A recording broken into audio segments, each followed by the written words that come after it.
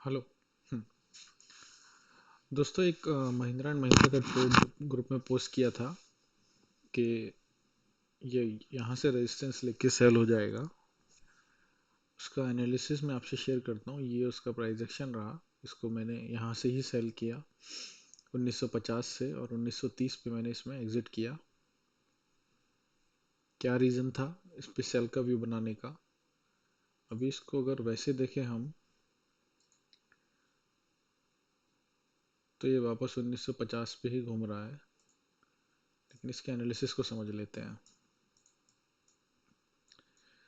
इसमें weekly time frame से शुरुआत करते हैं, क्योंकि अगर आपको इंटरडे करना है तो हम मंथ के उस पे नहीं जाते हैं, हम वीकली ही शुरू करते हैं देखना।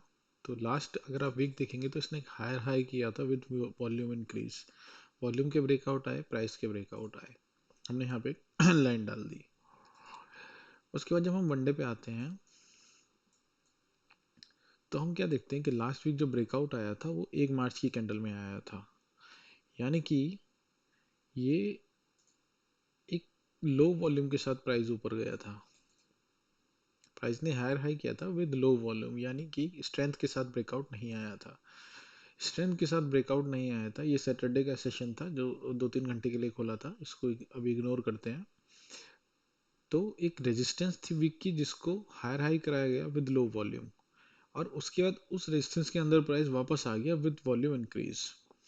तो रेड कैंडल में जब ये प्राइस की भी ब्रेकआउट आए और वॉल्यूम भी सैटरडे से ज़्यादा आया, क्योंकि सैटरडे कैंडल को हम इग्नोर कर रहे हैं प्राइस एक्शन के एंगल से, क्योंकि ना तो इसने कोई हाई लगाया ना ही लो लगाया है। लेकिन वॉल्यूम की रीडिंग के लिए जब 4 मार्च को हम रीड करेंगे तो 4 मार्च को वॉल्यूम इंक्रीज करके प्राइस वापस रेजिस्टेंस के अंदर आया है।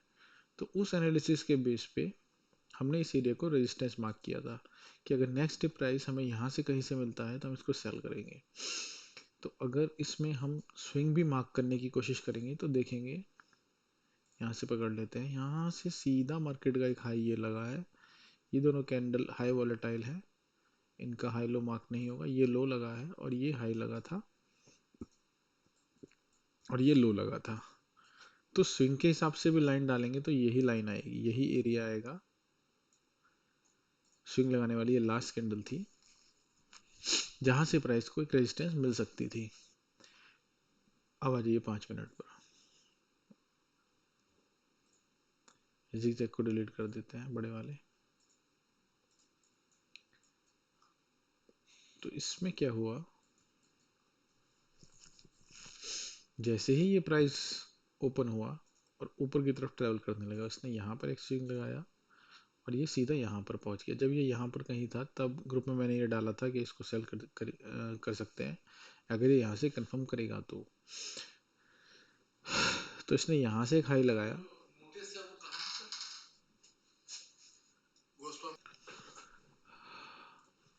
सॉरी।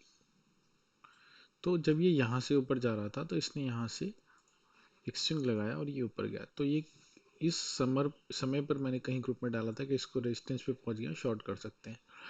रेजिस्टेंस पे पहुंचने के बाद आप देखिए ब्रेकआउट दे रहा है, ये यहाँ से ब्रेकआउट दे रहा है और वॉल्यूम डिक्रीज हो रहे हैं। तो वॉल्यूम डिक्रीज हो रहे हैं, ब्रेकआउट दे रहा है, यानी ये एक वीकनेस की निशानी है।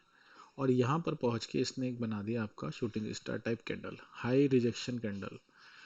तो ये यहाँ से कंफर्म हो गया था कि अब ये यहाँ से ऊपर नहीं जाने वाला है। तो उसके बाद इसमें एंट्री लेनी थी अब हमें यहाँ से। तो उसके लिए हम 5 मिनट की जगह 3 मिनट पे शिफ्ट हो गए। और यहाँ पर आने के बाद आप देखेंगे कि जब ये रेजिस्टेंस के अंदर इस कैंडल से आया तो इस प्राइस ने यहाँ पर होल्ड होने की कोशिश करी और वॉल्यूम यहाँ पर बढ़ रहे थे। तो जैसे ही प्राइस ने फिर इस कैंडल से वॉल्यूम के साथ इसको ब्रेक करना शुरू किया तो 1950 पर मैंने अपनी एंट्री डाल दी और 1994 का स्टॉप लॉस था। तो 1954 से इसमें एंट्री डाली, स्टॉप लॉस डाला 1954 के आसपास, और लगभग 1930 पे मैंने इसको एग्जिट किया। तो ऑन अराउंड ये 1:5 का ट्रेड मेरा बना। 1:5 की वजह से मैंने इसको एग्जिट किया। बेसिकली इसको प्लान तो लंबा ही था कि ये यहाँ से यहाँ तक के लिए सेल होना चाहिए, लेकिन ठीक है, हमें अच्छा खासा टारगेट मिल रहा था तो हमने एग्जिट कर दिया। अभी भी ये हमारी एंट्री लाइन के नीचे ही है। तो ये इस ट्रेड का लॉजिक था। अभी ये फिर रेजिस्टेंस पे ही रुका हुआ है, तो अभी मौका अगर कल देगा तो फिर कल भी इसको ट्रेड करेंगे यहीं से। वॉल्यूम कंफर्म करेंगे, आज की कैंडल की क्लोजिंग कंफर्म करेगी इस चीज़ को। थैंक्स।